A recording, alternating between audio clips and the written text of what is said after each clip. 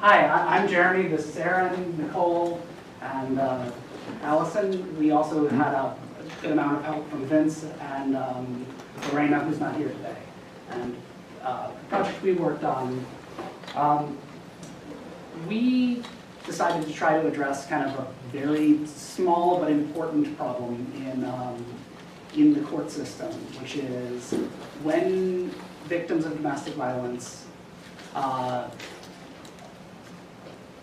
obtain an emergency order of protection, what happens is they get about 3 weeks where the order is in effect for the emergency, and a summons has to be served on their abuser. And what basically happens in most cases is the sheriff's office will go out and try to serve him. It won't happen because the sheriff only serves between 9 and 5 p.m. From Monday to Friday, which tends to be when people aren't at home. And they will try to serve at home. And then basically the victim will come back 3 weeks later and be told, so you need to come back again in 3 weeks. And they lose control of their schedules. It costs them money in terms of having to take time off of work, having to pay for daycare for their kids. And it kind of just sucks. So it seemed that there was some way to do this. And I said something on the first day, and you know, most of these people who've worked with me came right to me and was like, and said, oh, we know exactly how to do this, and we figured, and then we didn't know exactly how, but we figured some cool stuff out. So let's see, what else did I want to say before that? Before we move on, in terms of, so let's see, what else in creating a solution to this? There were a couple limitations. In order to serve process in Illinois, so currently legally our solution is cabined to Illinois because I haven't researched the law in every other state. So in Illinois, you either have to be any individual over the age of 18, and then you can serve process as long as you're not a party to the case, or you have to be a private detective agency, which there are a lot of requirements on. So the big problem is in emergency order of protection cases, you have people coming in an emergency. So they come in, and within 3 hours or 4 hours, they're before the judge, and that's when you would need to appoint your special process server, or anyone who's going to serve process other than the sheriff. So we needed a way to hook attorneys up with, say, the idea was people who would volunteer to serve process because anyone over 18 can serve process. And that's kind of where we started, and Aaron's going to talk about how the solution looks from the perspective of an attorney and from the perspective of a volunteer. Okay, well, time is of the essence to the attorney because he has to get that name to the judge within a very short amount of time to get the volunteer appointed as a special process server, as he was saying. And so he submits the case information online, and what that does is that pings a pool of volunteers, and the first person to respond, that's going to be the special process server. The attorney gets that person's information, submits it to the court, and that person is appointed as special process server. And then the attorney mails a hard copy of the service documents to the volunteer, and the volunteer, with support of other volunteers who research the target of the order of protection, his schedule, and work habits and whatnot, to allow the special process server volunteer to find and serve the documents on the individual. And then the volunteer returns the documents to the attorney, and the process has been served. That's, in a nutshell, how it works. And they're going to talk about the tech side of it. So, the most important thing, I think, as a technologist is not to reinvent the wheel. And so we had to work within the constraints that Jeremy discovered in his research, the major one being that the lawyer has to know the name of the person serving when they go into court, which means we have about 3 to 4 hours to get a volunteer name for the lawyer to use to get appointment by the judge, which changed some of the order and logistics of how things had to happen. But in essence, we needed a ticketing system. We needed an e-signature solution because the process server has to sign an affidavit that process is served. We needed a public-facing website specifically for volunteers to sign up and explaining what the project is doing. We needed to be able to communicate to a volunteer pool and have someone accept that volunteer responsibility within that 3 to 4 hours with escalation and scheduling and teams and respective geographic areas. And we needed to glue to hold all those components together. So all of those types of systems already exist. We also know about a lot of solutions that could have potentially worked or been part of our solution that we did investigate in true agile hackathon entrepreneurial spirit. We failed a couple times before we got to the end result. So we did know one of the things we tried was a Red Cross disaster volunteer dispatch system. That was a Ruby on Rails app. And after a hard install fest, we abandoned working with that. It was not well documented, not in a good state, very dense, and not going to be able to be forked nicely within the time period of this hackathon. We also ruled out using Xavier, which is a service that is similar to If This Then That, but more for commercial and business related APIs. If This Then That, for those of you who don't know, basically lets you connect to various services and create a recipe so that if, for example, I take a photo on my phone, it gets uploaded to my Dropbox. So it has a connection to phone, has a connection to Dropbox, has a recipe that says when this happens, do this. And that would have worked really well, except that it didn't allow us to pass the parameters from the ticketing system to the paging system with enough detail for the volunteer to have enough information to make a decision about whether they wanted to serve process on that case based on the relevant facts, such as the geographic address that the process might need to be served at.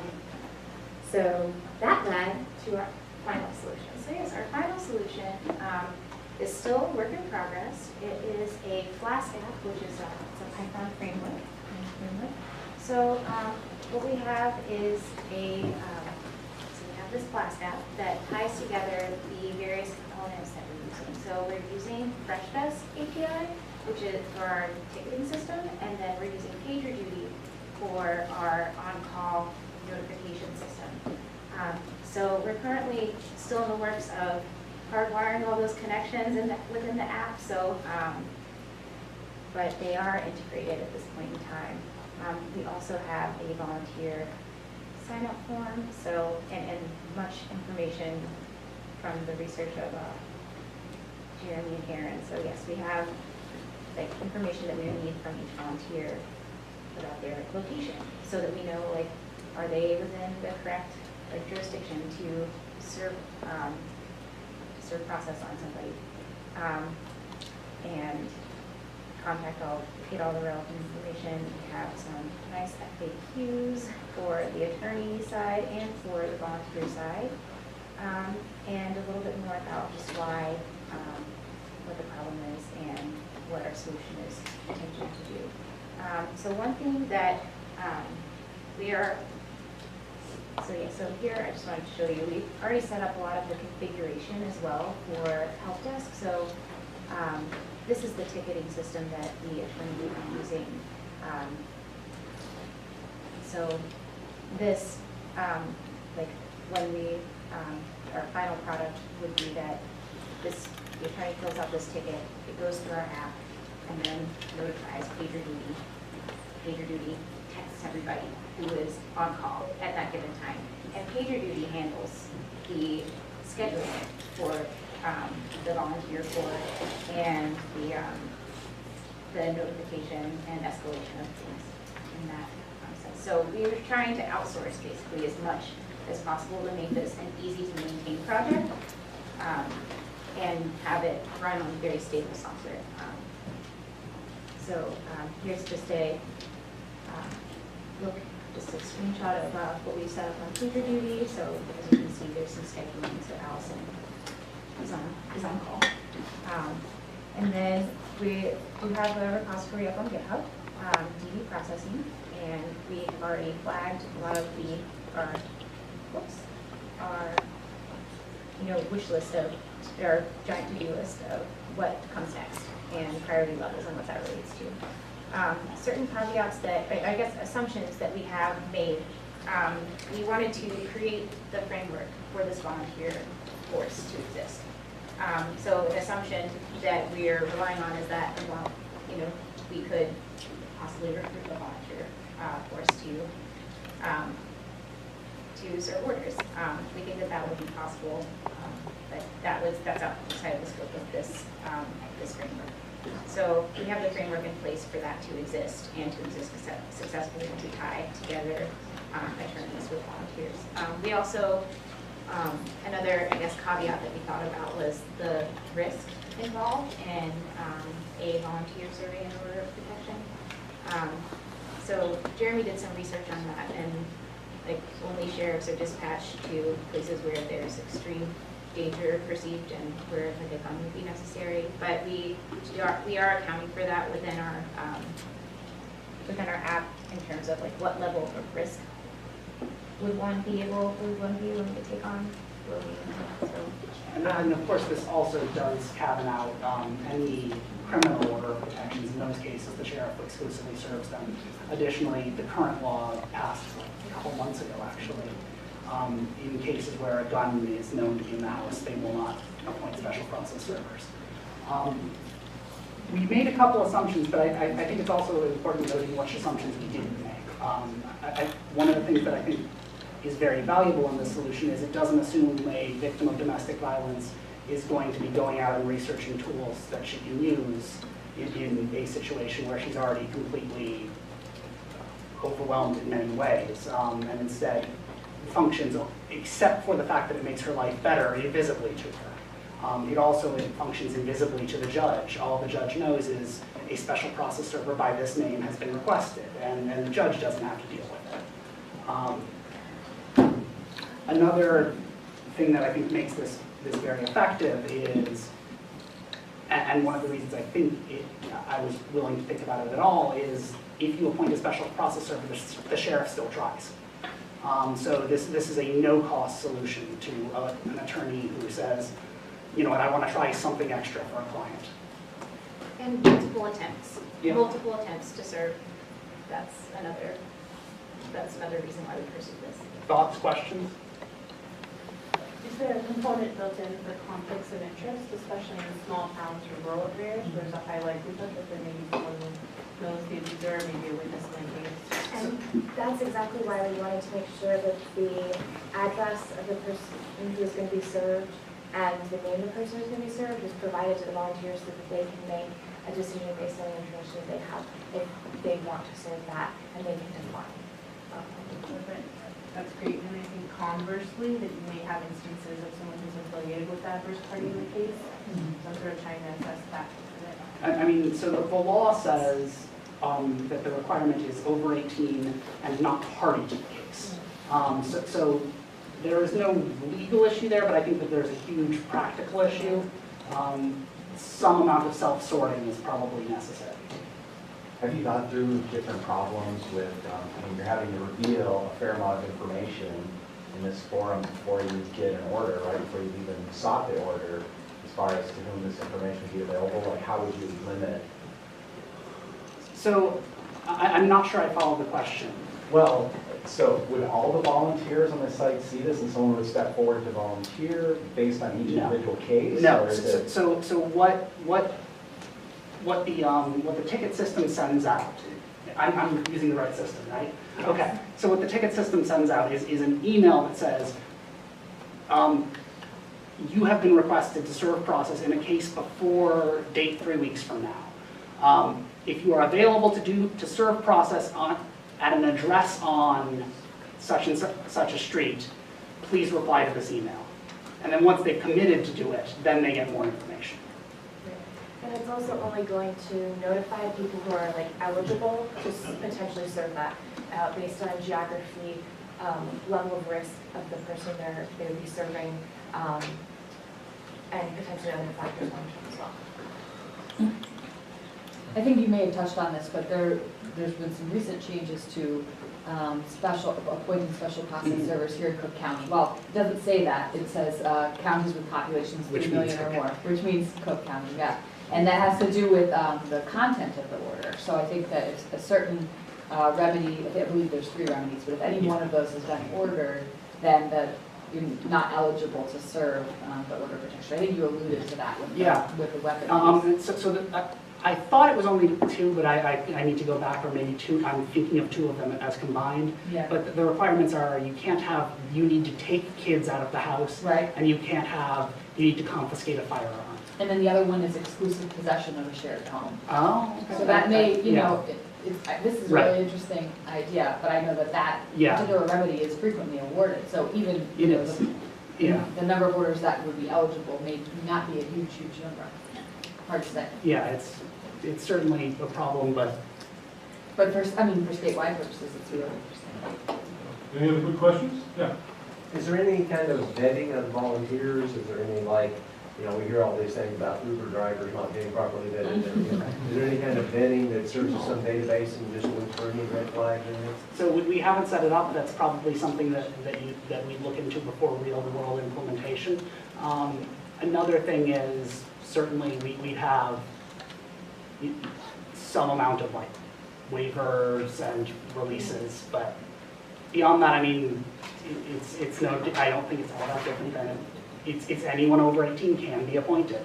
Right, but the attorney might want Yeah. some kind of assurance that they're picking someone, Yeah. just because they can be doesn't mean you want them to be. That's absolutely right. Maybe there's a component you can build in where you ask the client, whom would you not want to be? Yeah.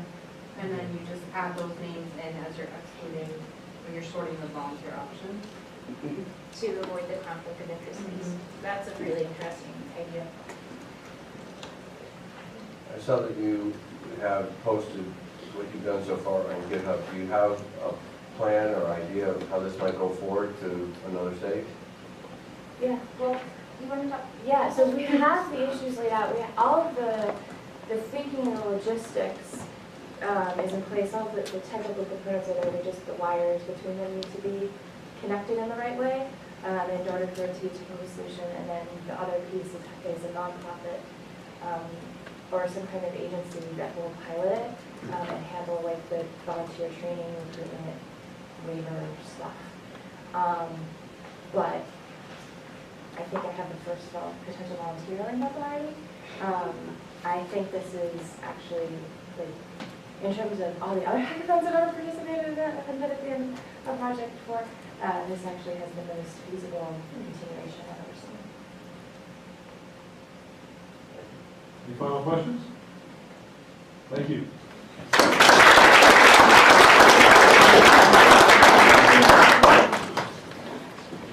Okay, so in my language, it is okay.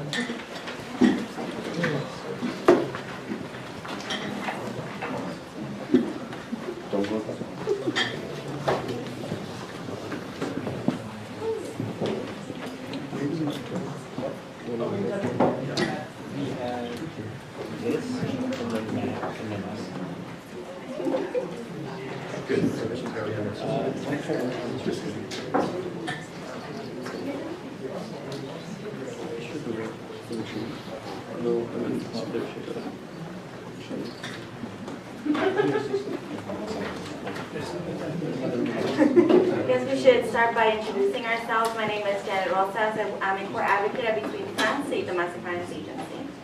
I am Lorena Stanton. I am a hacker. My name is TECHSHOW. I'm registered as a court interpreter for Illinois. So when I first jumped into this group, they were in the middle of discussing what the needs are for limited English proficiency survivors of domestic violence, and just in general, the population that has limited English. And we all know that Chicago is a multicultural city. We live in a multicultural state, and that because of that, many agencies and service providers, even stakeholders like police departments and also courts, need to work around that or work with individuals that have a different language.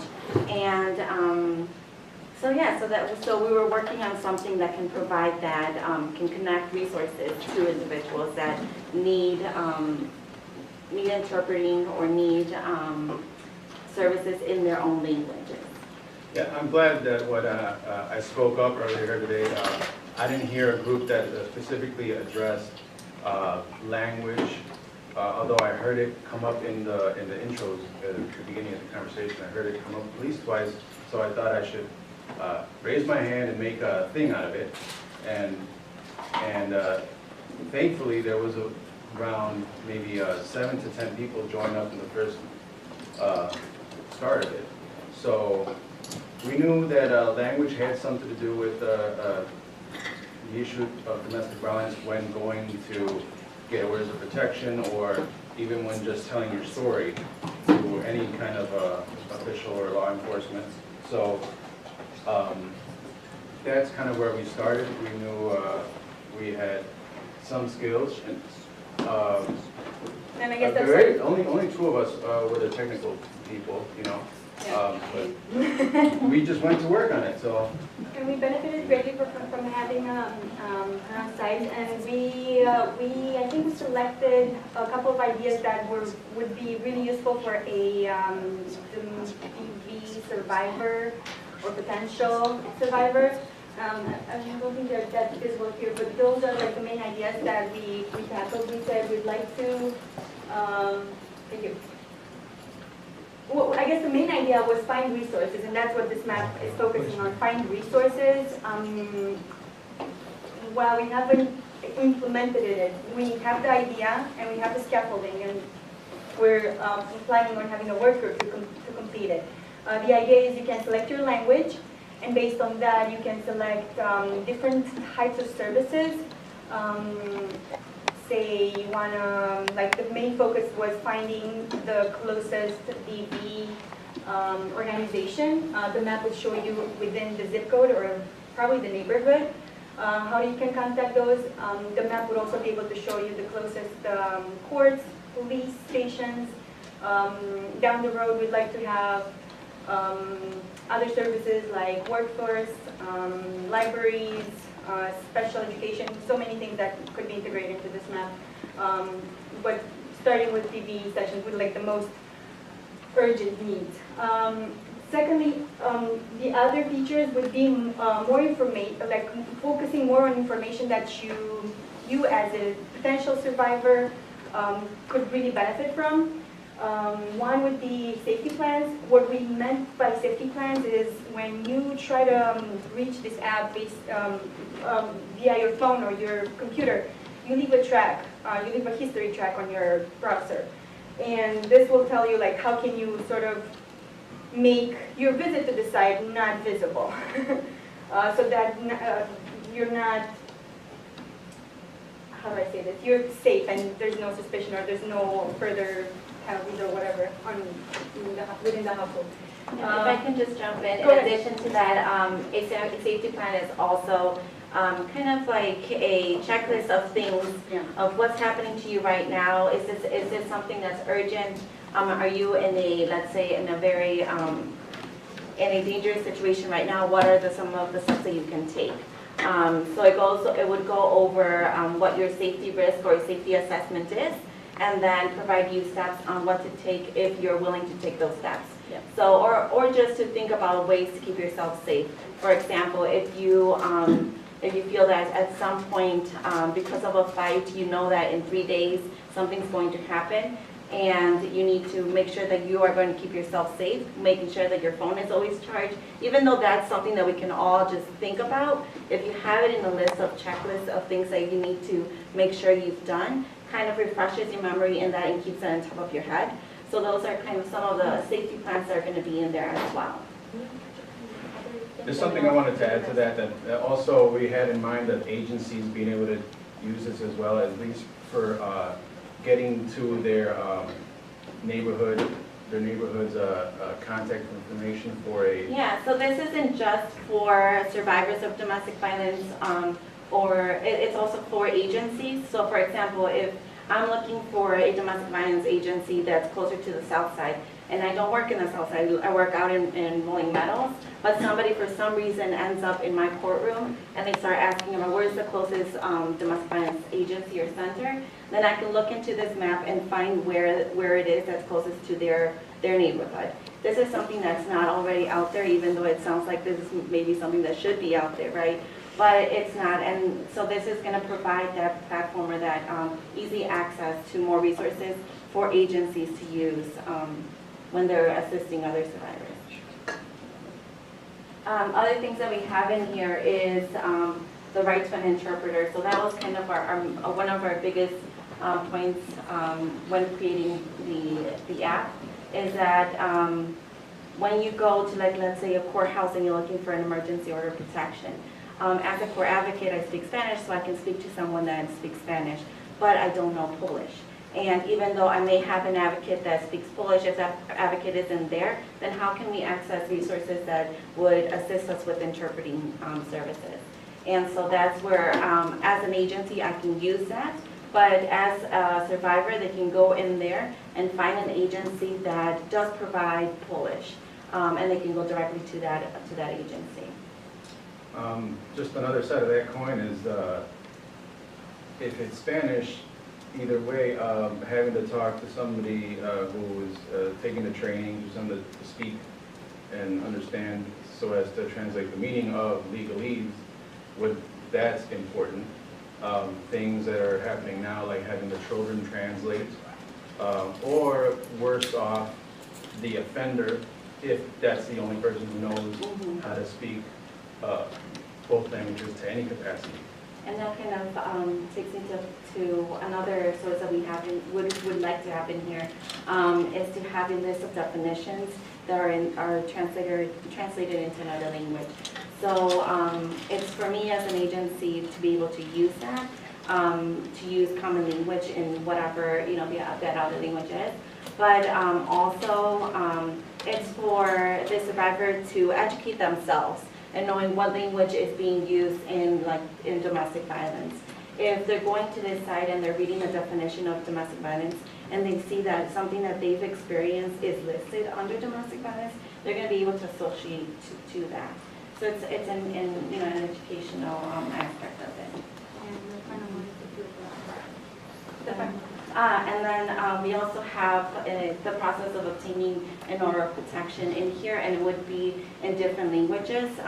What we've been doing is researching what resources are that already exist, and so we're going to use that as a way to build this, right? So this is kind of going to bring all the resources together in one platform, so that when you go and visit this site, you're able to connect to all the other already available resources that exist.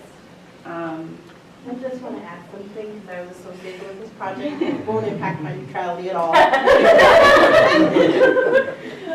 But there, shockingly, is nothing like this locally. There is no consolidated place where you can get information about how to best serve limited English proficient survivors, even though almost 1 in 5 people in this city is limited English proficient. And so you have tons of folks, even in mainstream organizations, who are serving immigrant clients, but without any training, resources, or competency in doing so. And so we actually did a lot of research and found language, for example, we talked about how when people are testifying in court, because they're using culturally specific phrases that interpreters and judges aren't familiar with, that's being misinterpreted as not being abuse. Right. So we found a lot of information from around the world and around the country that we can consolidate into this, where people will be able to use it in very practical ways. The same thing with safety planning, that all the safety planning documents folks have right now are in English. And so folks who are not English speaking aren't getting the same level of protection in terms of planning both for their own immediate safety and for their legal cases. And something that we also wanted to make sure that it had it, I guess, is that it would be like something simple, so that whoever is going to go into this website is able to use it. So we have easy click buttons where it will take you to wherever, whatever resource you need. Now, we don't all speak Polish or Spanish or are able to interpret the language that's in this site.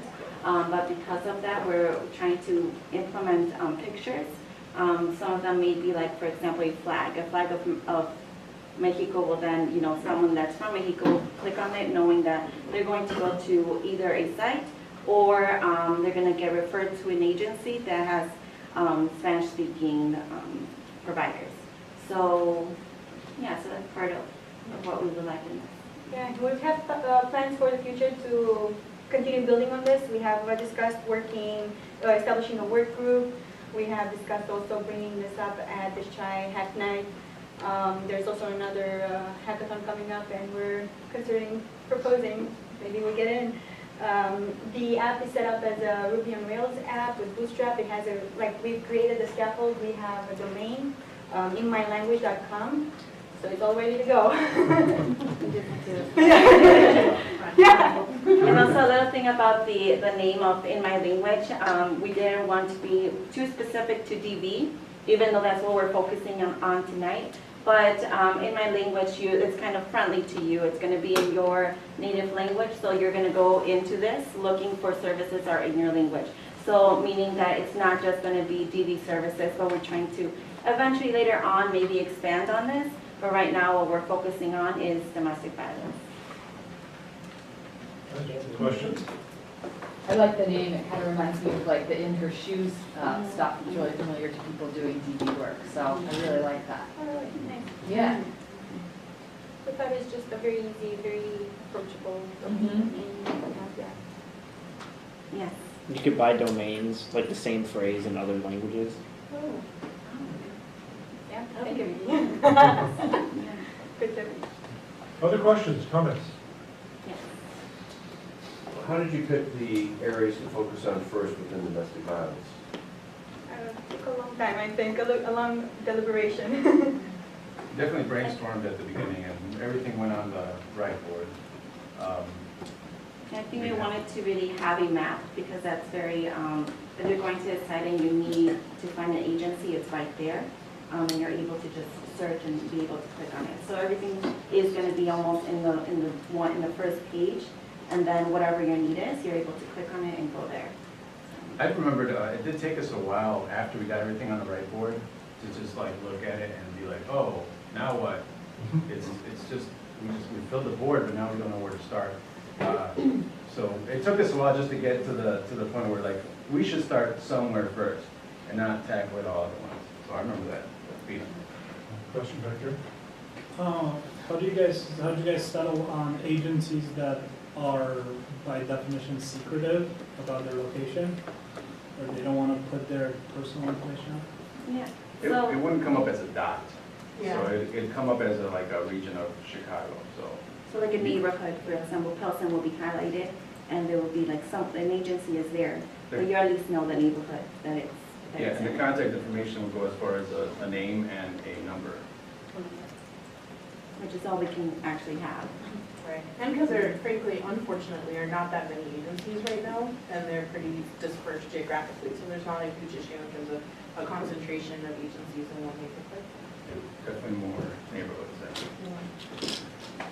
So in terms of your plans for going forward, have you saved all of this initial research and data and have sort of a prioritization plan? We have a GitHub account. We have saved wireframes, mockups of what we'd like to have on the site on the GitHub. We have an ongoing Google Doc where we have all the resources that we're gathering, and are also kind of, using different people to go through it and see if it's going to be relevant or if it's not relevant at all. We posted some of our mock-ups and what we put on the whiteboard is kind of the first page of looking at the code. Other questions? Thank you very much.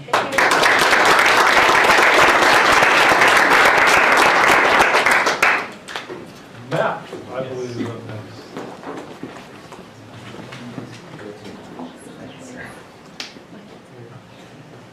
Hi, I'm Matt.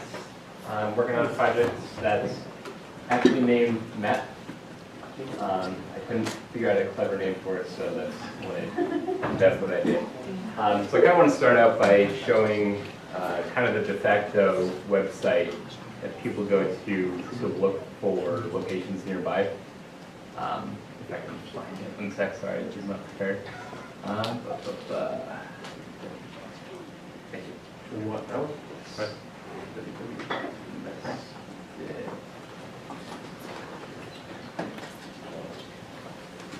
That's it.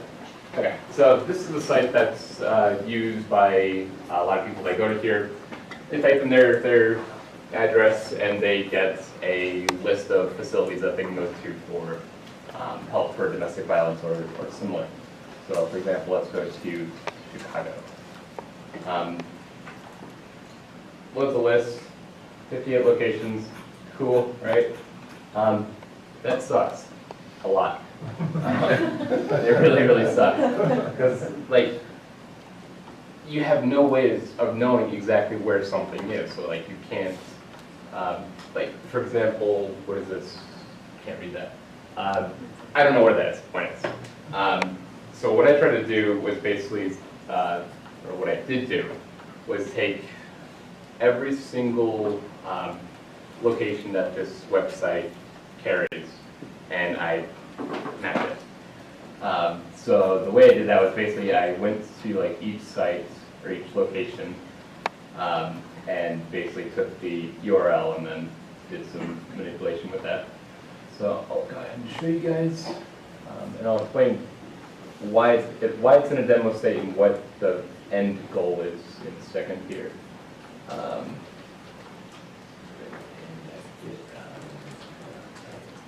That's it. Yes. So this isn't 100% accurate just because this is data that's from an external site that I had to, how did I do that? Basically, I took the name of each location and put that into Google Maps' geocode API, and that gave me a latitude and longitude, which then gets plotted here. So for example, let's pick the top one up here, and I think that's Minnesota, Michigan. Figures. For example, Diane Coupler Resource Center. Every single one of these has that information. Pardon the 39.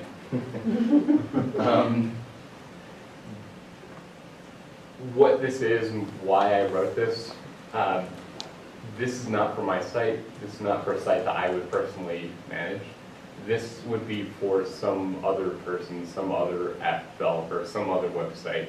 For example, that crappy other one that we were just at. They could use this, and they could use this as a way. What's that? We can use it. Yes.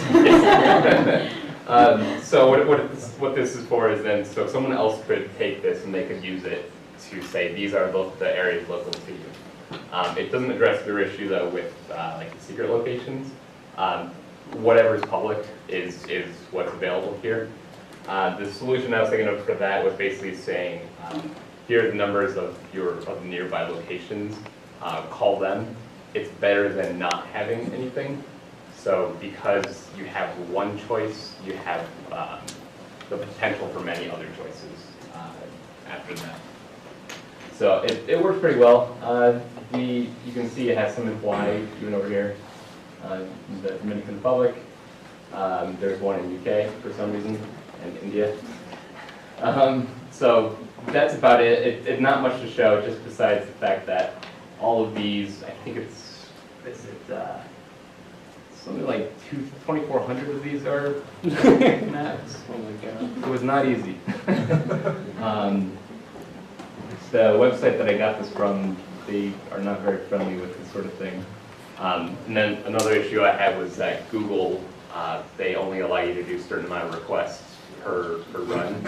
So I had to find a clever way, without killing my code, to basically refresh the Google API feed, which was probably about 4 or 5 hours of just trying to solve that, for example.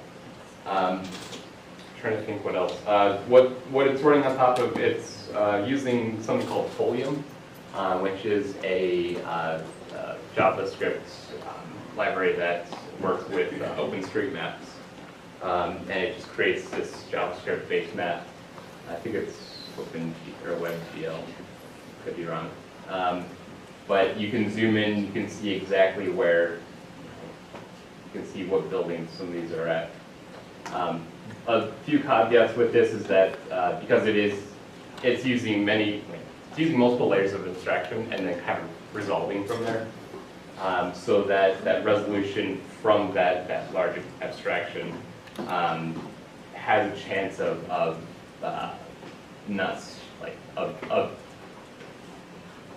inaccurate data. So for example, I think I have a feeling that this one might be wrong. I can't tell though. Maybe where the lines might be there. I don't know. But it's what this lets you do is this lets you say, I have this area in this city. Next step would then be to take that name. Next step in my code would be then to take that name, put it back into Google, and get the phone number, exact location, proper location, and any information, including like language, any Yelp reviews, any Google, whatever Google's review system is. But yeah, I think that's about it. Another thing I was working on that I didn't have much time to finish up was basically geolocation. So I got it working here, but I didn't get to work on the map. With my code, as soon as you type something, when you run the code, it gives you the top 5 closest locations to you. So that would be helpful in obvious situations, and it would prevent this from happening. That. So that's about it. Any questions? Yes? How specific is your code to their website? In other words, could you take this code and easily look for other types of agencies and all that? No. That website was actually really good in terms of how much data they had to pick up. The one thing that they did have, they had a lot of information that I could have used. I didn't want to, just because I'd essentially be stealing from a website. Like they had things like categories, they had things like language, they had a lot of information. And if I took that, I would have basically been stealing their work. I'm not going to do that. So the solution for that would be to use things like Yelp or use other services, very similar to the domestic shelters, and then kind of gather everything from there and then build up a bigger picture. Yes? How'd you actually gather the data, like a web scraper? Or? Yes, that was, actually I can show you. It's really crappy code, pardon the language.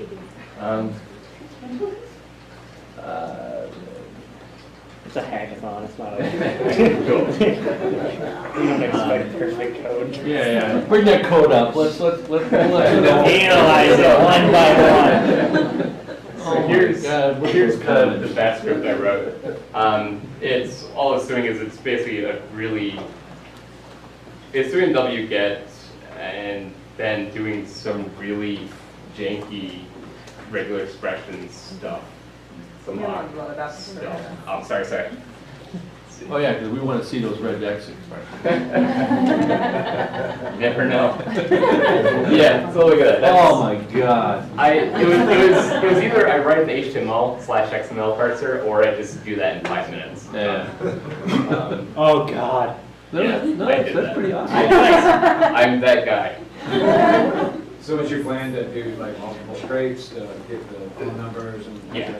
So that's the next step. It would be to then use Google, probably Yelp. The method I've used in the past is gather as much data and then say, I don't have this data, then make another filter, apply that to everything, and then just keep doing that very iteratively. Second follow-up. That would be an easy kind of embed ultimately to local websites. Yeah. And you said you could narrow it down to non-all. Yes, because that I think is like 4 megs, and on my laptop it takes 20 seconds to load if you zoom in. So, yes. Did you picked this area and just a little bit about how you decided, or you have a team, but you pick it because of the weakness of? Yes, the issue I saw, I came into this event not knowing anything about the domestic violence situation in terms of like support. So I started looking, and I wanted to do something related to maps because I'm doing some other project related to maps. And I couldn't find anything, like zero. I couldn't find any maps of where any domestic violence comes. And well, I'm like, that's insane. That makes no sense that doesn't exist. So I decided to make it myself. Yes. Since you geocoded all of the locations, is that data available somewhere? I can make it available. Because well, what I'm saying it's is actually that I'll would make be it. a starting point for data visualization with other third-party data sources that you could throw up in something like Google Fusion and map, you know, LAS case data against shelter locations. I've worked with a lot of census that. data with Map, I didn't want to do that just yet because map data is a disorganized mess in general. And it's just, whatever. But with this one, you now have essentially a beginning to a data set that you could use them out. Yeah. Are you going to reach out to the DV shelter website? No. Well, I think Alicia, she was telling me that they make, like, I guess they sell data of their users. I have moral reservations with any company that does that, so I'm not. So if anybody wants this, just take it from me. It's all of it. You said it's on GitHub, you have it. Yeah, Or beginning. Yes. Yeah, this is literally being loaded from my GitHub, red-bin.github.io. I can send it. Did you submit on that post? Yeah. Another, well, this is cool. Another thing I wanted another reason why I work on this is because I'm not a fan of like using CRUD apps because when you're dealing with user data and storing that user data, and the potential risk of someone seeing that either stored locally or stored on a remote server. After working in IT and working in security, I don't trust any CRUD application. So like, just any sort of form that you fill out. So I basically refuse to write a CRUD app. And so the solution with them is to write something simple that you don't need to type anything into and you just guess. You might want to explain what CRUD means. I don't know what it stands for. Create, update, delete. Thank you, everybody. Create, report, update, delete. Yeah, that's my stance. Any other questions? It's more like crude. Yeah.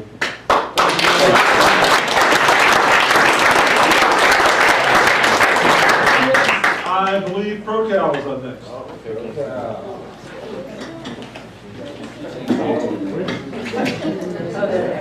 You want to use the emulator? Okay, yeah, we'll use the emulator instead because you can see up there. Wait, our other members aren't going to come up? Oh, you're going to set it out? Moral support, moral support. There we go. Oh, you want to open the present? Or you can open it? Yeah. All right. You want to present the Prezi? Yay! You can present. Yeah. You can switch slides. Excuse me.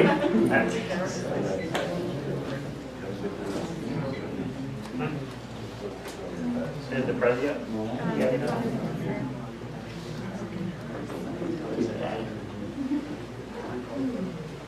Where's the link?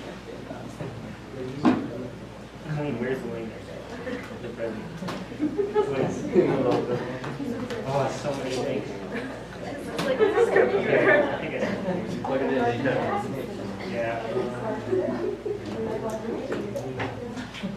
Let me send you a question. Oh, there it is. Okay. All right, finally.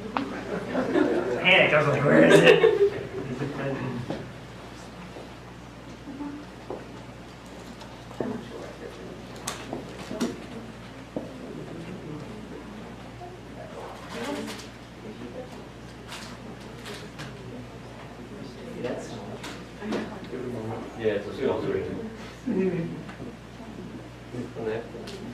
minimum.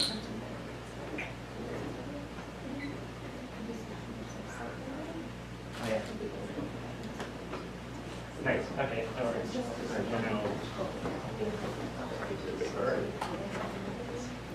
Okay, so, are we rolling? We're good, all right. So, we called our project app, whatever, ProCalc, which doesn't sound like much, and it's not really supposed to sound like much. It's what's behind it that does all the magic. So, just some basic information before we jump into it. I'll pull up number one here. Some of the stuff that we're looking into. So, I'm a private practitioner, and so while a lot of people do legal aid pro petitioner stuff, I do both sides of it. So one of the big issues that I see a lot of times is pro se litigants getting into court, having a case to present, and then I have no choice but to rip it apart. And so what we wanted to do is help people either build their own case, or sort of like the first presenter was working on, help support those who are going to support them, advocate. So the big issues were gathering evidence, to a degree laying foundations for evidence, organizing that evidence, because honestly goodness, your time in front of that judge, every moment is precious, and being able to convey your story. And then, as close as we could, taking that organized evidence and translating it into the narrative you want for an order of protection.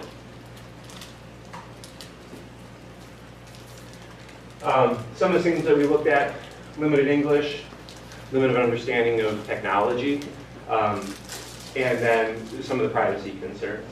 So, you know, we tried to look at just a global scale of things where, you know, a lot of people have cell phones, and we just oriented ourselves towards cell phone usage. Just some basic statistics, you know, just from a cursory analysis of the info that's out there. You know, you go edge to edge in the country, people in DV cases showing up, over 90% of them one side pro se. That's, in a courtroom, that's just a hot mess.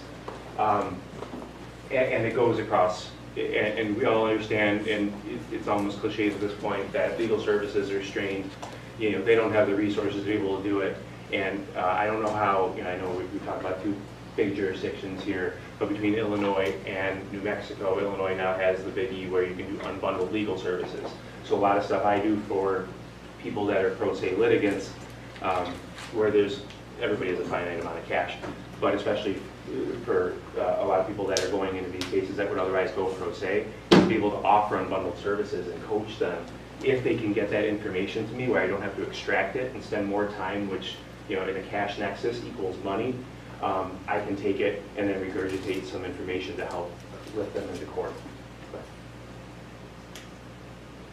So what we wanted to do is be able to take the allegations necessary to look at what you would need to be able to support a case under the Domestic Violence Act and the evidence to correspond there.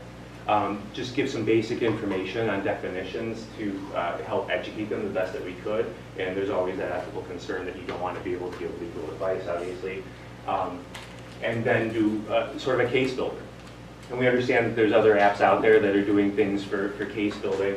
But what we wanted to do is be able to, when they build that narrative, not just tell a story where they're typing into their phone, but also add documents, add video, add audio, whatever will help them support that narrative.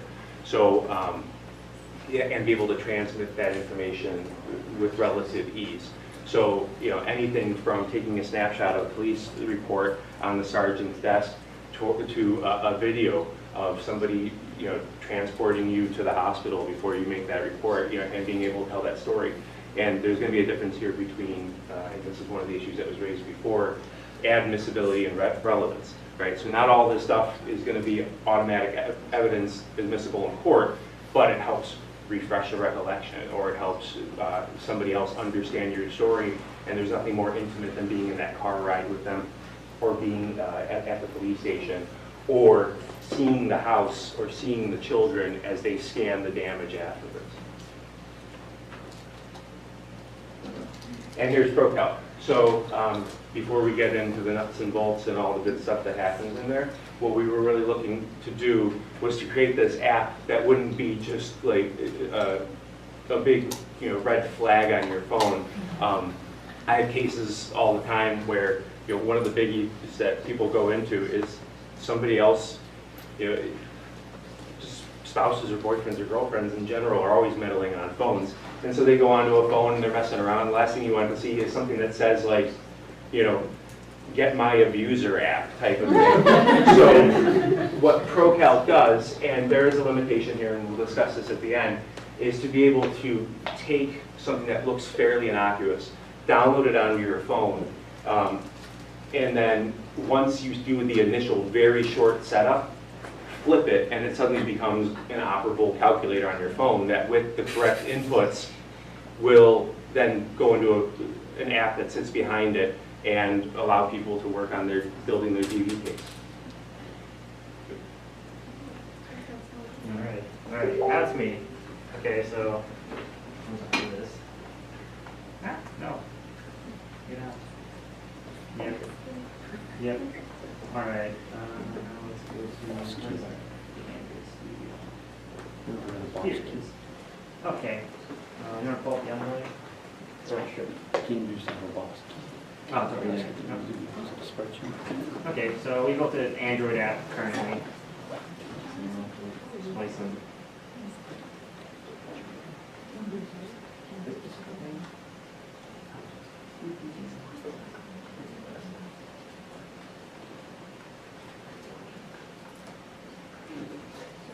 Ah, there it is. Okay, so this is our app, ProCalc. All right, so you open it.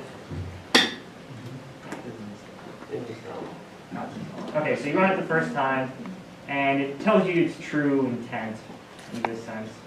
It tells you how to add stuff. How to scroll. There you go. Double scroll. So you have an FAQ. You have a. So it stands for like protective calculations. It's a tool for survivors to gain evidence necessary to build their case and to store it securely as well, away from watching eyes and adversaries. So you go down here and it talks about privacy and stuff like that. And what if my phone is destroyed? So a consideration is like if your phone is destroyed, one of the things we were considering is like a panic button that would push to the cloud. It's an encrypted database, so only you with the password would be able to open it. So that was one of the considerations for a panic button. That's later implementation, but so it's a valid implementation scheme. So we go down. Close your messages. Okay. Skype or everything. What a wonderful presentation. Speaking of privacy. Yeah. Speaking of privacy, you have loaded way too many things on here. You want iMessages?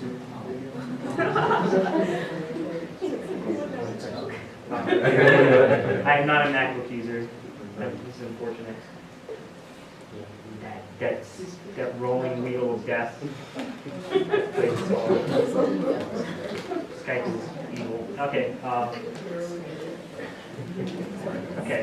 Now, so we type in a passcode that we want to use for our secure database. So let's do. I'll use a simple one, but really you should use a longer one. So I'll use like the default one, which you definitely shouldn't use. 8492. So I hit submit. Looks like a regular calculator app, and if I open it up again, the second time it goes around, it'll just show this. It'll just show a regular calculator app. So I can calculate stuff. Yeah, boring. Okay, so I hit reset. So I hit 8492, and I hit equals. Oh, shows up the new part of the app. What is this? Secret. So we go into, like, we want to build a case, right? So we hit into new and continue. So this part's cool where it gets picked by state. So we only implemented Illinois for now, but we can implement more in the future, and it's pretty easy because you have a drop-down menu, and you can pick your state. So I'll pick Illinois. Describe some stuff like what is physical abuse in the state of Illinois, some legal jargon, blah, blah, blah, blah, blah. The ease of use for translation is the entire app's like text is in one like you can edit it in one location. So translator just needs one document and you can translate the entire app. So that's cool. Instead of actually knowing how the app works or anything, you just send them off the text and they can just translate it. They don't have to worry about the technical details out of their hands. So we scroll down, it sends the source of the material, so you can hit that link and go off. So here's the cool part. This is where you describe the different things, like who is the user in this case. We're like, I'm gonna write Colleen. Okay. I'm not even gonna put a date, I'm gonna put today. At the hackathon.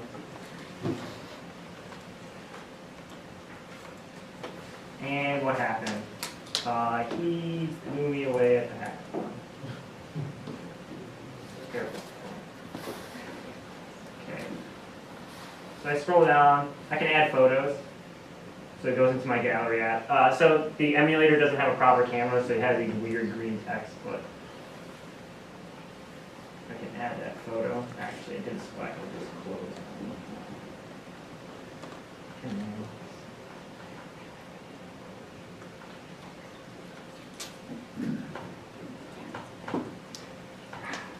How do you select it like this? Does it work the same?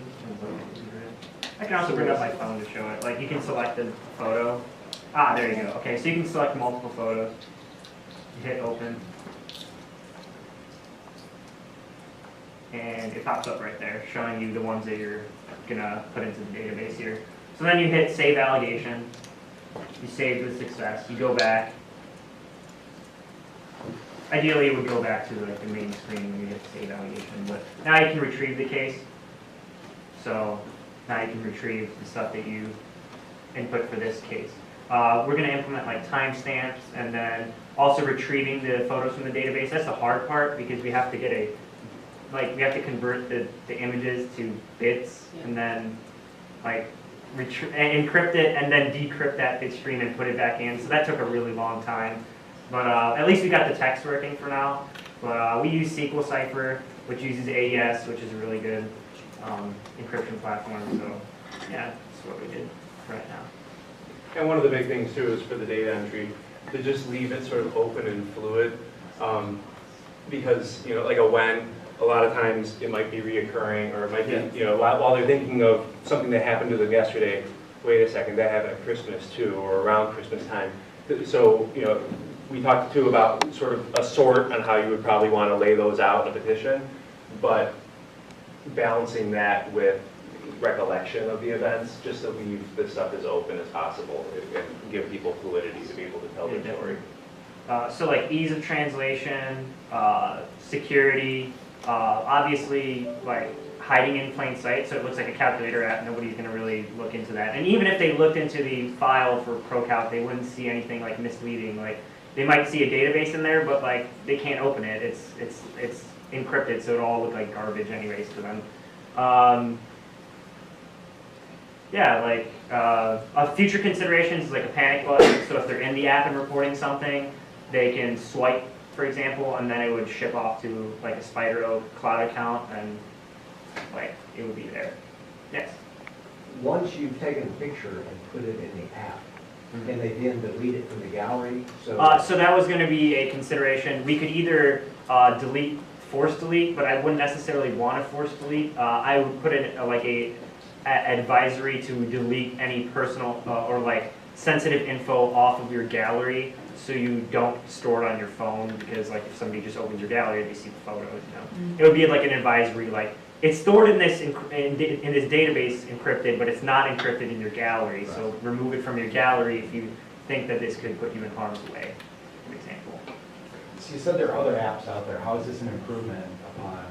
So the other app. The other apps, for example, there is one called Document It, and so it's called Document It, and then it doesn't do like the hidden feature. It's just like an app that comes up with the form, and so this is an improvement because it's hidden in the calculator. Also the privacy. And then there's another one that I forget the name of, but that one has some privacy issues where they will, rather than the data being stored locally on your phone, it is stored somewhere else, and then it can get sent. I don't know how the technology works, but it can get sent somewhere where you don't want it to get sent, so it's a Without your privacy permission, thing. so it's like your data is in control of you. Like, I mean, you're in control of your data, nobody else can have access to your data without, obviously, the password. Like, you have access to all of that. You can use it however you want to use it. Like, you can just write this, and if one day you feel necessary that you want to use this, you can, but, like, you don't have to. It doesn't force upon you something that might be unwanted or put you in danger's way. Because if it reports something and you didn't want it reported, it could put you in unintentional harm's way. You know? And that's what we talked about with the control over, to be able to, like, for different export options where, you know, you're at the desk at, like, the domestic violence legal, and you can send that out to somebody, or you know, in different types of formats, you know, PDF or just something maybe, you know. Yeah, you could also export it as an encrypted database, and if somebody else has the app, they could open it as well. Or you yourself use it, and then it's creating your exhibits and things like that to be able to, you know, attach to a petition. Yeah. So would this also be, will you be able to save voicemails into this? So like audio? Yeah, we audio. want to do audio and video. Video is even harder to encrypt than photos. Audio is not as hard, and we just have to work on importing the audio in, but it's just a matter of time. Like, just do it. Like, we just didn't have enough time to implement it in 24 hours. Yeah.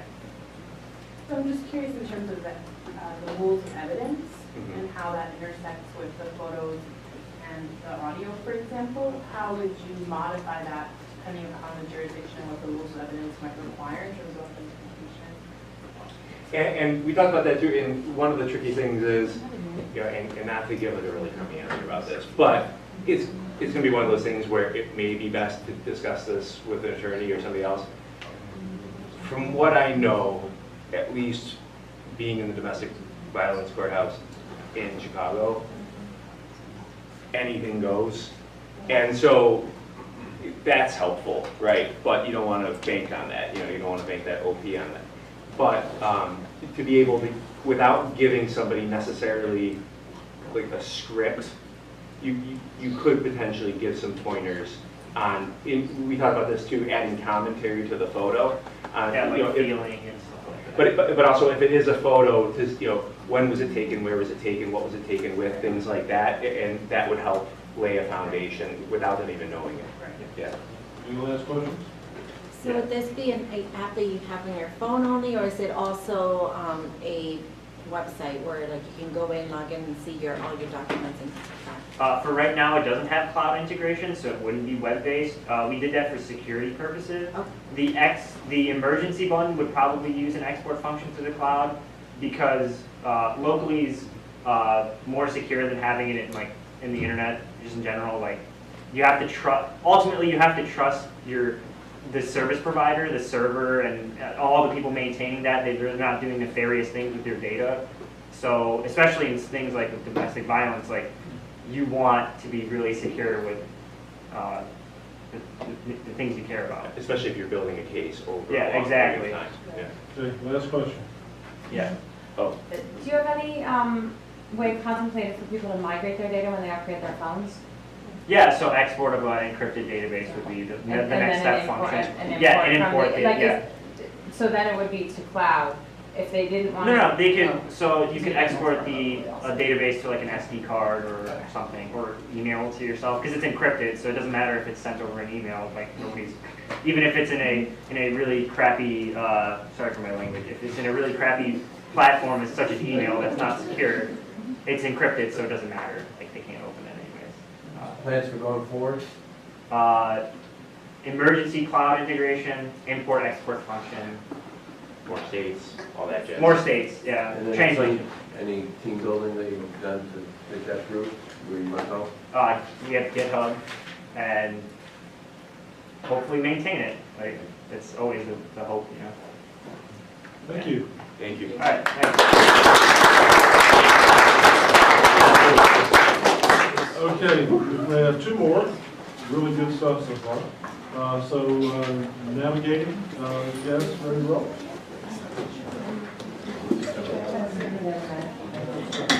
Vince, are you using your PC or did you bring one? Should we bring one? We should have had a real chant. We should have do that.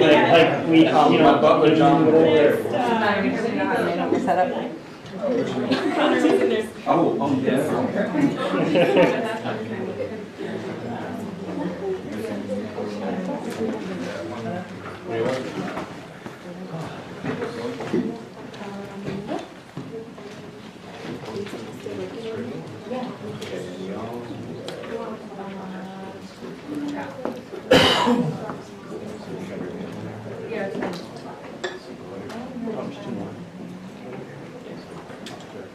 Okay, hi everybody.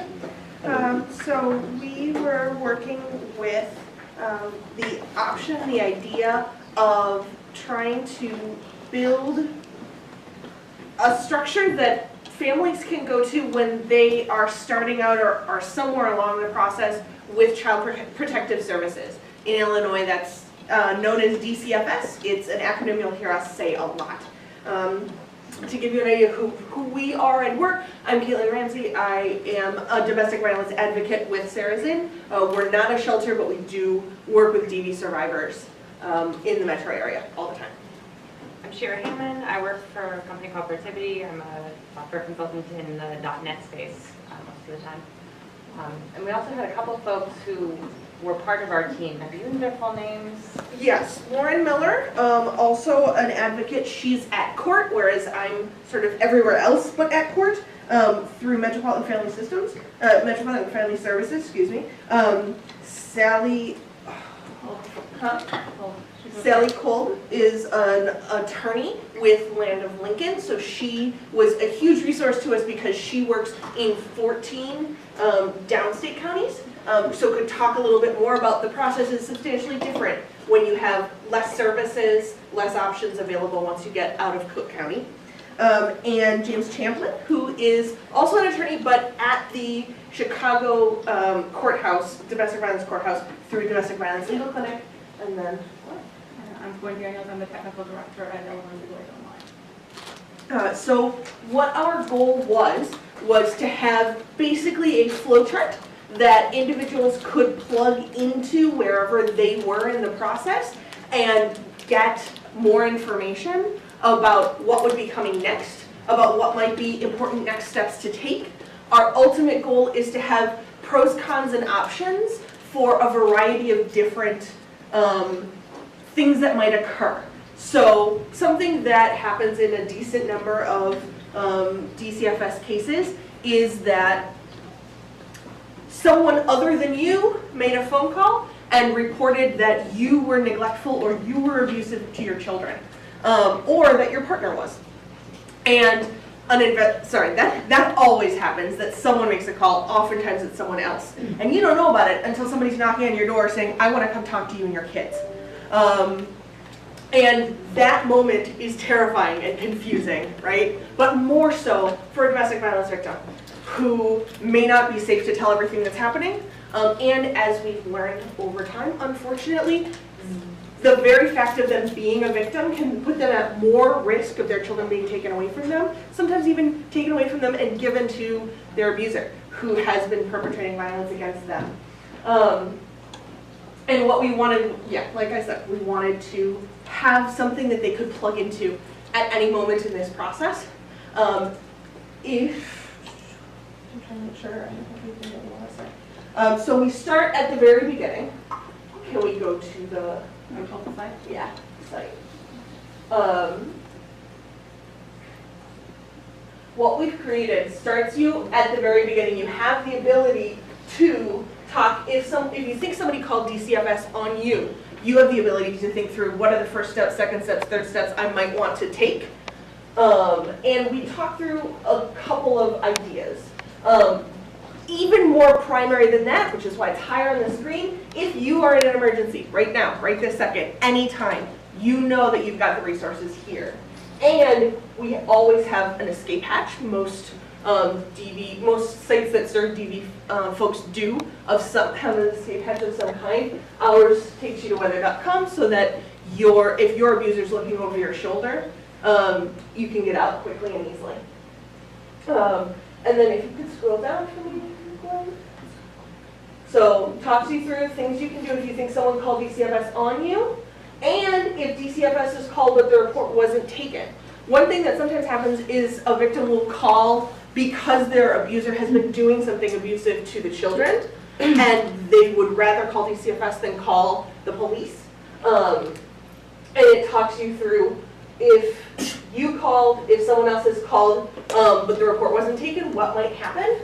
And if somebody told you they called DCFS, it tells you, hey, you can still use this flowchart. So going up the flowchart, we actually started it at, did an investigator visit your home, and did that report that they took, or the evidence that they gathered, did that result in someone being found indicated or founded for abuse or neglect? This is the point at which we expect most people to start interacting with our flowchart. Basically, an investigator comes to your home, and unless they find some evidence of abuse or neglect, they just close the case, usually in 60 days. And it tells us what happens if they close the case, if we click. So here's one particular case that we wanted to emphasize for folks. If, like I said before, if you call DCFS on your abuser and the investigation led to a finding of not indicated, what happens next? Because you put yourself at risk, right? They were talked to by DCFS. What can you do? You can appeal. You have other options. We sort of lay them out. Ultimately, our goal, although it's not here, would be for those other options to link to other websites. One example might be, this is a good opportunity to go to a domestic violence agency. Another would be this, you could go to shelter if you're in danger because of this, etc. Heading back into the flowchart.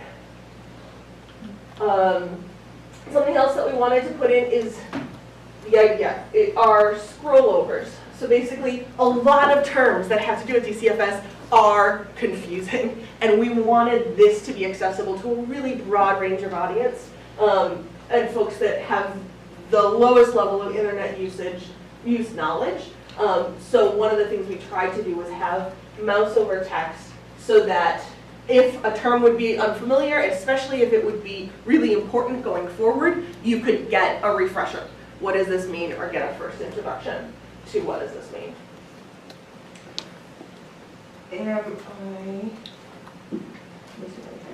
Could you show the photos, Gwen?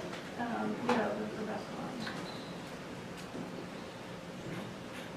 So what we want to show you is what we started from, or what we came from. And it was basically, as Gwen and Shara were putting together the foundation for what became this flowchart, those of us who work directly with victims were talking about what does a DCFS case look like? Bare bones, furthest out view that you can get with before any complicating factors. And what we did was draw a big old tree of this, if this then that, if this then that, all the way out. Nothing like this exists right now, accessible to someone who's in the DCFS process. It took the four of us, probably together, we've got 35 or 40 years of working with victims to make sure that we had at least a good place to start with, because it's a complex, confusing process with lots of moving parts at baseline before you bring anything else into it. That is what we gave Gwen and Shara to work with in creating this tree or this flowchart. Do you want to talk a little bit about that process? Sure. So the site is hosted in Drupal. Gwen put up a site out on Acquia for this. And we did talk about possibilities for a permanent home. Acquia would be a temporary home for development. One of the things that needs to be considered is having an agency that would take ownership, or not necessarily an agency, but an organization that would take ownership. And preferably, it would need to be an organization that had independence, because what we're putting on this site is, while it's not advice, It does provide information. What are some of the negative things that might happen if you take a particular action? What are some of the positive things that might happen? And different agencies may have interests in those positives and negatives. So it has to be an independent organization. What was the name of the organization we were thinking about contacting? We've got two in mind. One is the Chicago Children's Advocacy Center, which serves a lot of people in a DCFS process. Another is potentially Illinois Legal Aid Online, which is the agency Gwen works for. Someone else has referenced it, the last group referenced it as one of the major sources for the layperson to get legal information but not advice in Cook County and potentially in all of Illinois. And the idea that this might be hosted by them was one of the major advantages to it as a project for us, because it can link into services that already exist. And not only that, exist for a very broad spectrum of people. Many, many people know this organization. And we put this up as a Drupal site in part because our organization will be on Drupal, also because it's free and easy to use. In fact, Caitlin, we gave her our login and she started writing all the content this afternoon with no technical expertise. I didn't even have a WYSIWYG editor installed for her. I had to send her some HTML snippets and she started putting it in. The flowchart is using a jQuery plugin that we found. It's not perfect, still needs some work to get it to do all the things that we would want it to do. But an end vision for this, though, would be to take that jQuery plugin library and build a front end on it so that anybody can build a flowchart and throw it up on a website. Yeah, and this is something we were surprised to find didn't seem to exist in the way we figured we'd go out there, find it, and it would be there. Okay, WYSIWYG, I want to add a little, the same thing as Visio, only for an HTML website, and yes, you can have link. And we found some things like it, but you couldn't put a link on the triangle, or you couldn't do things that were fundamental that you'd want to do. So that's something, we haven't developed our own here because we didn't have time in 2 days, but that would be really useful both for this site and for many, many other sites. One of the things that there's a path in one of the images, and I don't think it's one of the ones that's uploaded, that we talk about the different yes-nos that would occur when you're trying to decide whether you're going to appeal something from DCFS, and that could be something that we put on a separate flowchart. Or some of these steps could be broken up into additional flowcharts. One of the things that I've been referencing a little bit is how if you are, this is a baseline chart. If you are already involved in a divorce and DCFS gets called, if you have an order of protection and DCFS gets called, if you have tried, in some cases, if you have tried to make reports against your abuser in the past and they were not accepted, those all complicate the situation. Potentially, this model could be adapted. You could click on one place and it brings you to other options so that you get advice that gets more and more specific to your situation. And we did talk about that ultimately we would want to also develop a site that would be fully adaptable to a mobile device, since a lot of DV victims are not necessarily having access to a full PC. We didn't have time to develop that within the 24 hours. One thing we talked about is that a flowchart is nice, and maybe zooming in, zooming out allows you to have a flowchart type interface on that. Also, you can do kind of a more questionnaire type format. What you lose in that, though, the reason we wanted to start with a flowchart is we talked about empowerment of DV victims and wanting them to be able to see the full process. Often if you get a questionnaire thrown at you, you feel like you don't know what you're missing. You feel like, oh, I took these 3 choices and there might be something out there I really need to know. So we thought that although that might be a useful approach to have for someone for accessibility on a phone, it wasn't the whole story and couldn't be the whole story. Questions? I just want to comment on that. When I first saw the whole graph there, the flowchart, that's the first thing that came to mind. Like, oh wow, they know all of the steps or all the possibilities right off the bat. Instead of thinking like, is there something else that could be happening?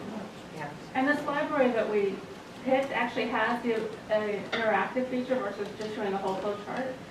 It breaks though when you have more than 2 of the white process steps. So until we can go in and debug their libraries and make that work, it's showing the whole thing. But what we would like is eventually to be able to have somebody have the ability to go through and click yes and get the yes answer, and not have to see the no answers. Because And you people could give them process both different options. ways. You know, I want to see it all, or take me Yeah, through my either process. option. There's a very practical suggestion on a question, which is if you have clients or community members who've already been through steps of the process, to show them the content currently and ask their advice about the language and the vernacular. Because I think that us as attorneys or advocates, we often think in very formalistic language, like indicated or unfounded, but they might just think of it as, oh, nobody ever called me back. It definitely would need to go through a plain language review. Yeah. We did try to tackle some of it already. I think this one's this one's populated, right? One of the ones that we have populated actually has, what does indicated mean? I've been indicated, what does that mean? What does indicated and unfounded mean? We would try to tackle some of it already in there. And yes, absolutely, the option for comments would be great. Sign next. Is there any reason why you would or you wouldn't connect the opportunity for somebody to have a live chat with somebody? Reason plus or minus that you might do it or not do it? The immediate minus that pings in my head is capacity. I don't know that most of the organizations we would shop this out to have the capacity to offer that. We can do live chat, but we would need somebody to provide the operators with the skill set to be able to answer those. We do live chat on our website now for navigation. We use law students for that. They would not be who I would want to see pop up. In this instance, what we would need would be a specific set of users, live chat operators with the skill set to do that. Okay, so then It's possible, but capacity building needed, and yes, more possible than I initially thought even. I see you next. I was going to mention for everybody on all the different sites is that one of the things that we've built out of one of our TEA grants is called Read Clearly, and it is an online glossary of terms that you can use so that if you drop a little snippet of code in your site, then those will be underlined. If somebody hovers over it, it'll give them plain language of what they mean. And we intend to put that out in Spanish as well and other languages. But the good news is every time we add something to it, it's available to everybody. Because it's by web services. It's not a glossary that you do. No, but I mean, Gwen knows about it. So, but I just want everybody to know about it. That's a free tool to anybody called Read. No, just look up writeclearly.org and look for Read Clearly. Last questions? Really nice library. Thank you very much.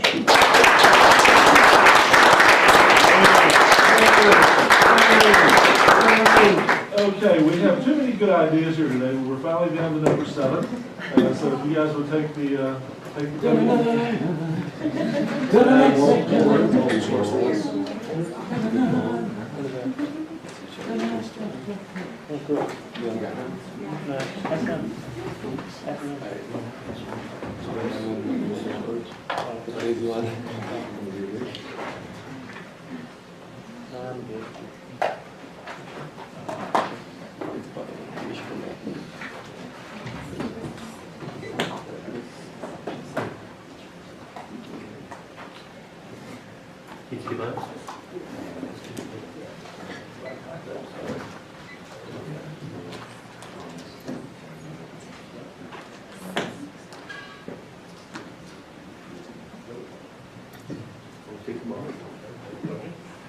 Hello everyone, we are the QME team. I'm Subhakar, I'm Kevin, I'm Freedom, and we have Amina who is sitting in the audience.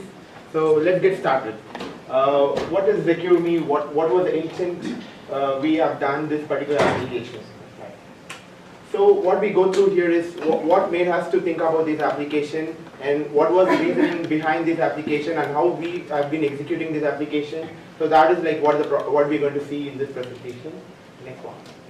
So what is ZQME? ZQME is it provides an immediate crisis support during emergencies, okay? And it gathers real-time evidence collecting tool, and it connects the DV shelters and advocates. So these are the very important crux of the ZQME application. So these important points which we have worked on these aspects, and the application what kind of next slide please. So basically when you want to look into this application, why we need these applications, what was the reason behind developing these applications? Okay, so we looked around for a lot of evidence for this application. We looked around at different apps that also do similar things. So what we found is that there's quite a bit of evidence that indicates that we need ways for victims to testify. Like about 80% of domestic assault cases are not reported or are dismissed because of lack of evidence, because of fear that the person's going to get in trouble with the abuser. That eyewitnesses are misidentified. So that's the motivation for the better evidence gathering technique of our application. There's also there's a crime interruption of emergency call where if someone interrupts you making a 911 call or other emergency call, that's a crime.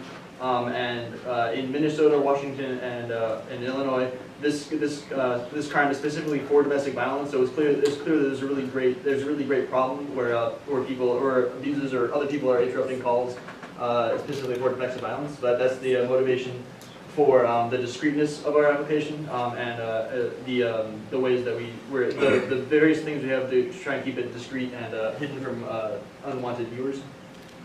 So here are some. We looked around at all the different apps on the Tech portal and just this app source for apps that are similar to what we're trying to do. Here are some pros and cons of the ones that are similar but are not quite the same. And we'll go over other stuff as we go through the rest of the presentation. We have quite a bit to cover. So here are the core features. So to put a basic question, why we need these applications, even though we find these many applications which is pretty much similar, close to the idea which we are talking about. So for example, put me in a case like I use any one of these applications which we showed in the previous case. I need an emergency support. Okay, I'm just walking in the street. There's a stranger coming and trying to attack me. So what happens? Like what are the possibilities? Different possibilities I do have to protect myself. I can call 911, or I'm using a different application like this where you can activate your panic button on that application to basically activate those applications so that your network can know that you are in a distress or something like that. So when we do a field study on these, what happens is, like say for example, you have any one of these applications. Say there is a stranger who follows me. What you do is, if the stranger is coming to you, what you're supposed to do is you take your phone, you press your power button, you unlock your phone, you go to the application, you go and press the panic button. By the time you do all these navigation, the case would have been over. That scene would have been completed. Is this a real case scenario? All these application service, all these whatever application we showed previously, they do all in that fashion. So what we think is like, what we thought is like we use a new concept, existing concept which was developed by Samsung, right? That is called no UI concept. So for these particular problems, we want to serve our users to solve the problem. Because we know a lot of tech stuff, we know how to develop a good user interface. We don't want to develop an application which doesn't solve the problem. Say for example, using our application, what happens is like, say you have an application and you are walking in the street. There's a stranger coming and approaching you and trying to rob something from you, or even trying to rob your cell phone from that. So in that case, what happens is like my application is like. In our application, what happens is like, say we have a different configuration. One is called gesture configuration and the manual input configuration. When you take a device like this, all these devices have a manual input device other than from your touch screen, okay, which you use to navigate to the different screen. For example, there's a power button, there's a volume control and this. So what our application does is it navigates, it uses all these advantages of these phones. Say for example, I configured in my application, I press my power button for more than 3 seconds or 4 seconds, anything for that example. It would generate a call to the, it would generate an alert to a system which I have configured. That system might be my friend circle, it might be my spouse, or it might be a 911, it can be a civic department, cop, or something like that. So these type of different configuration is possible in our application. So this is called multi-level alert system. Say you press for 2 seconds, you give a 2 press, it will go to your, the alert will go to your friend circle. If you give a 5 tap it, say you directly call a 911 and give a notification. And the second point, next one. And so as I told you, like through this no GUI concept, you contact your trusted network, which you are building using this application. You add people to your network whom you want to contact on an emergency purpose on this.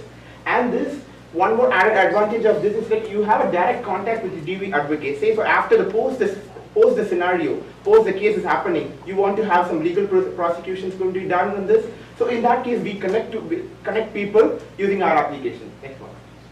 And you have an anonymous, say for example, there are a lot of different use cases which we came on this different case. Say there is a panic happening, you need a help in that particular point, there is a situation where you need a help at a later point of time. In that way, you post something anonymous and get help from people. So there are a lot of features added into this application.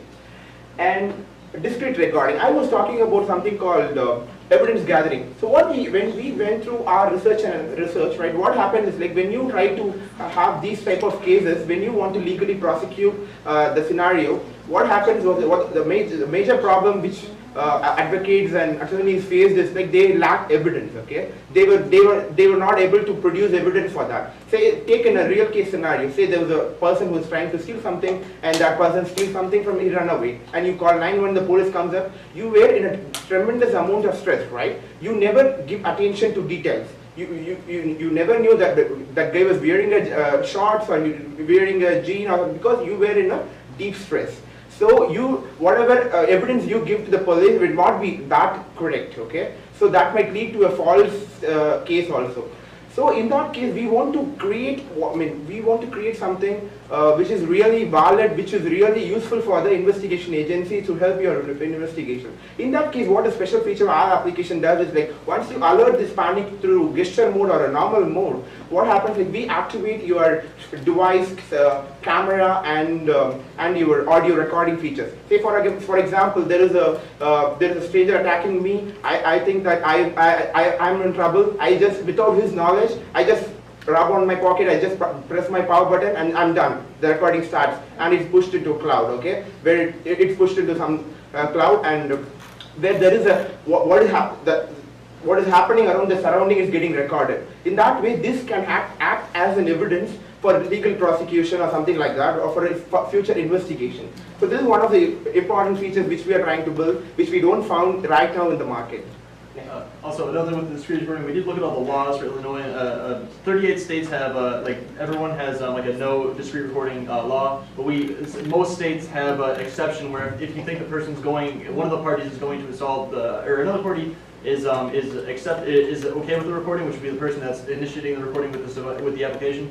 If they believe that the other party is going to assault them or otherwise commit a criminal action against them, then the recording can be used as evidence and is legal.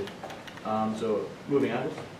And the next one is like decoy app. There was one team which was talking about like making an application anonymous to other than the intent user. So we do also have this particular feature where our application, not like someone who has taken your phone is able to create a panic and make mess out of your application or something like that. So the initial something similar to that. The initial setup is going to be your normal process, and then if an anonymous person or some third person is going into your application, it will be a different application. For example, we are talking about like it will be like a memo application. Okay. Other than that, okay. The next one.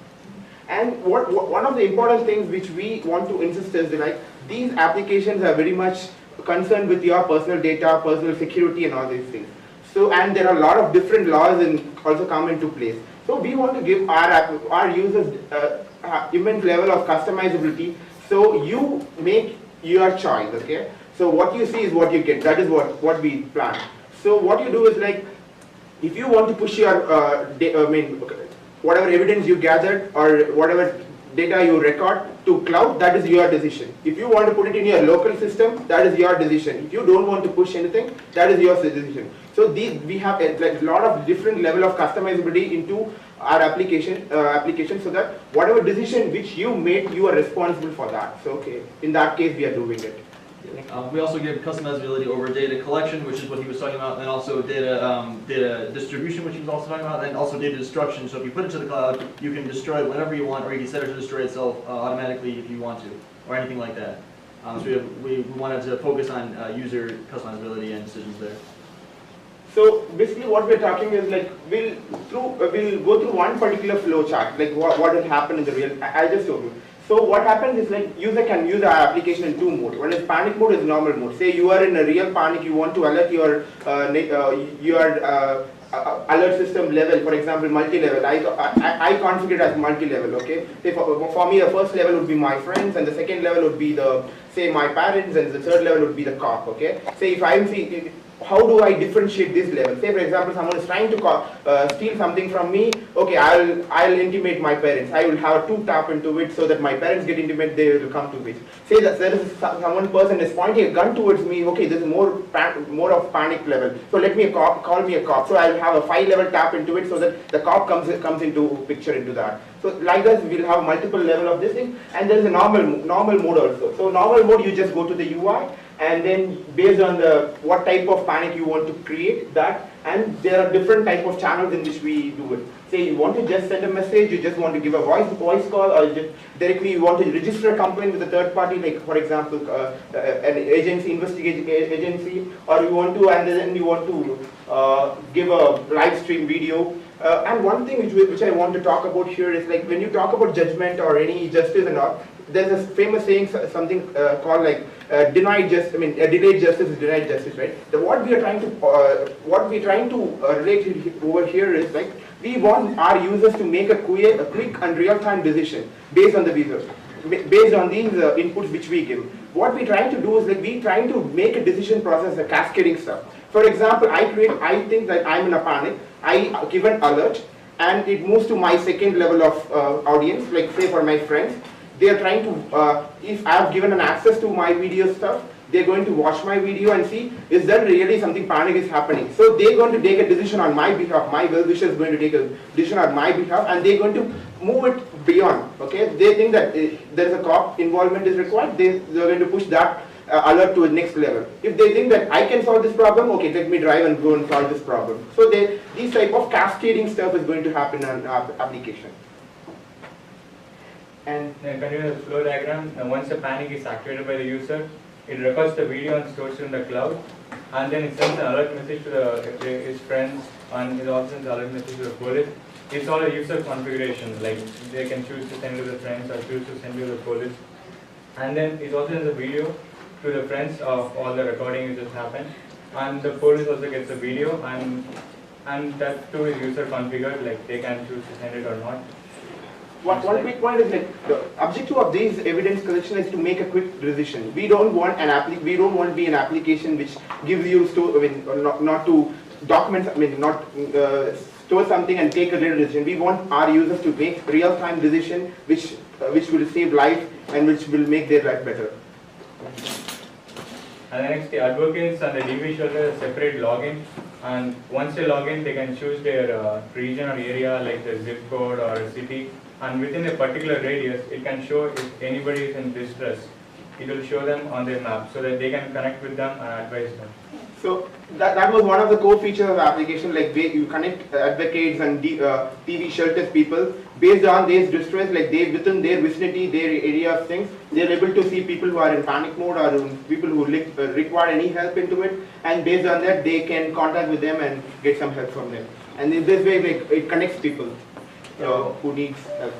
We also want to make this very secure, so our current idea is to give the DV shelters like secure, unique logins that they can use, and they can distribute those to their workers and their advocates in the area that they can trust, so that only people who really can be trusted can use this other half of the app, the advocate side of it.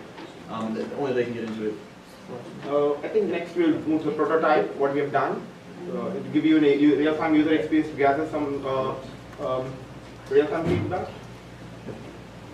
Okay, so this is our current just mock-up prototype of the app. This is the basic login page. We also, as you talked about, we were thinking about having like a decoy app that we would use. That's not implemented in this yet. That's kind of like one of the good-to-have features that we would use once we implement the rest of it.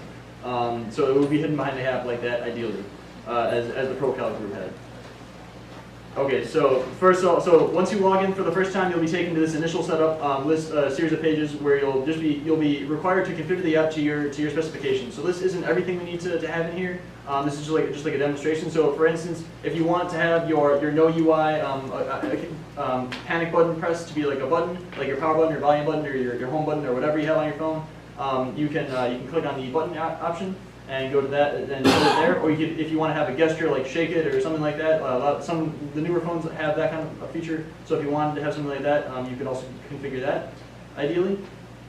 So if you click on the button, you go to this page and you would press the button, whichever one you wanted for like however long or whatever like series of presses you wanted to do it in, and then you click the continue button. It would set it up. This is just a general idea of how this might work. So then you would here you can configure like, do you want to contact the police every time you press the panic button, or just you don't want to contact them at all, because a lot of the people advise us that might not want the police to contact them at all for this.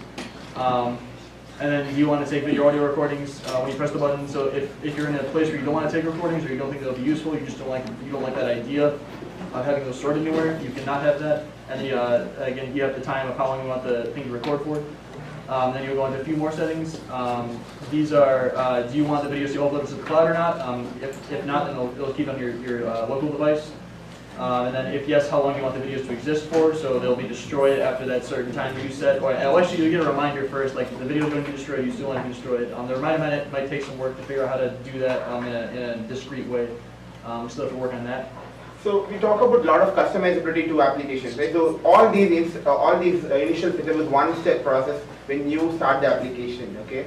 So there are a lot of security concerns when we talk. There's a lot of security concerns. So all these are addressed by that initial setup, and then so we make user to make their choice, okay, based on their evidence create. So basically, what our objective is that we want our application wants to serve a value to our customers or our users, so that they solve the problem quickly, and so that our application don't create a different problem altogether, okay?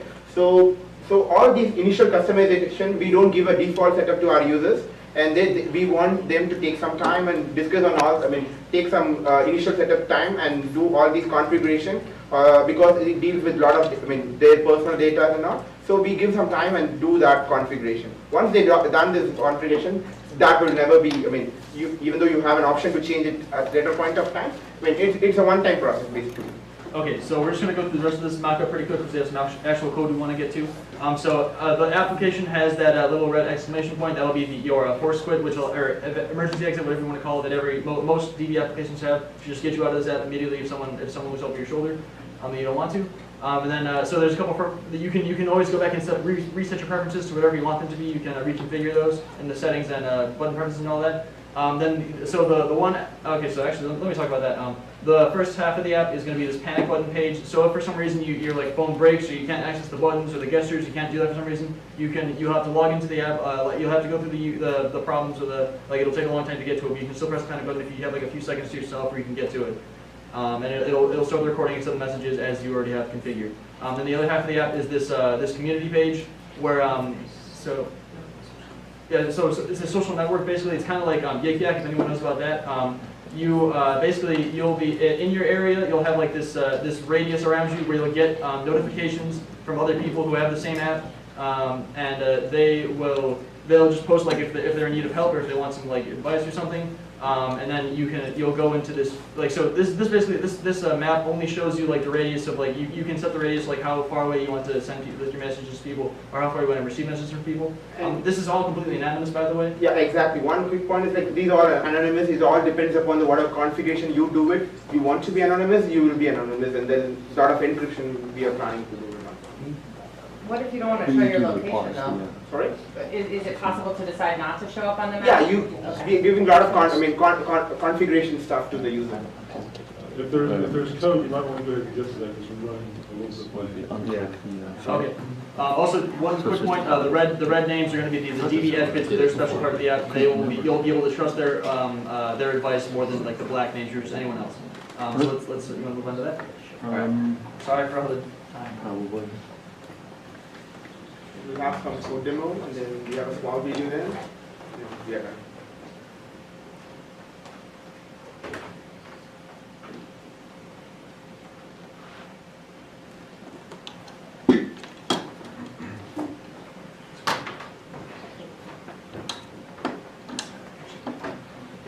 So basically, we started the application development using an Android as a platform. So we did a couple of screens, and we were trying to do with the gestures and all. Within 24 hours, we did some couple of screening. What was that mock-up program you guys used? So Balsam IQ. It's Balsam IQ, Balsam like the wood, and then IQ. Oh, cool. Yeah. All right, so on the Yeah, it looks technical nice. side of this thing, we're using Firebase as a database. Not to, what is Firebase? Firebase is not just a, like ordinary database. It's a database that is very rich and very collaborative, real time. So I'll show you. So this is the code. So what we've made is basically log in and sign up in the main screen. So for the login, we're authorizing the user data. If they're logged in, and we go to the main screen right here. And then what we're storing is the user. This is their user unique ID. Every user has a unique ID. And then under their thing, we have entities like email, latitude, and longitude, and like the type. So the type is like a DB. If it's a DB applicant, like it will have a custom login and custom sign-up process, custom authentication basically. So for the general one, it would be like a type general. So like what we can do is basically we treat that value like set the UI differently. So for DB and the general would be different. So for the map on the map it would be different. So the DB can see other victims or survivors who are going through the same problem. Also, we're going to have that configurable if people don't want them to be seen by the advocates, and that they can select that to not be an option.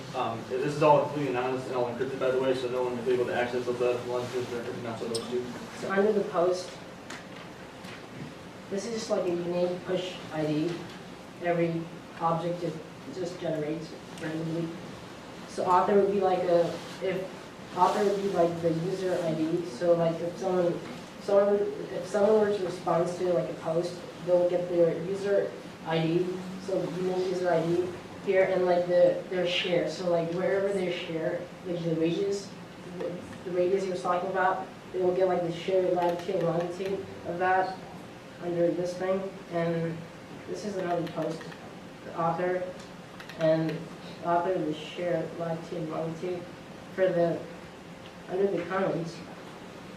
So whatever the people around their area are commenting, so we will get like the comment response, like the content, the string value of it, and then the user ID, and usually we'll put it's anonymous, so we'll just display anonymous. Well, we will still get the user information, who the user is, for like security purposes. And we were also using Google Maps API to get the location of the user and like nearby location of the advocates and stuff like that. Yeah, and this is actually on my GitHub repository, so if anyone wants to jump on and help us with this topic. Now we'll see the video part of it. Okay. Go to this one, especially this one.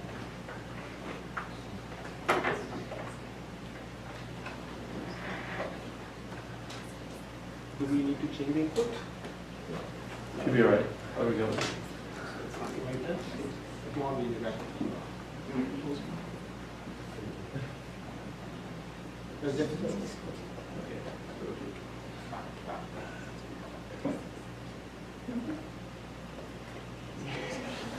Yeah, it did play. Yeah, we did. Oh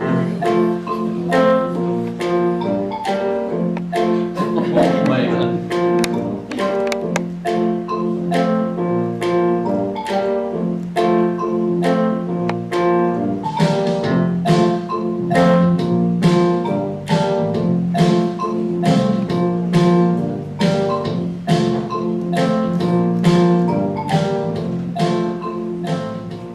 Thank you for watching us.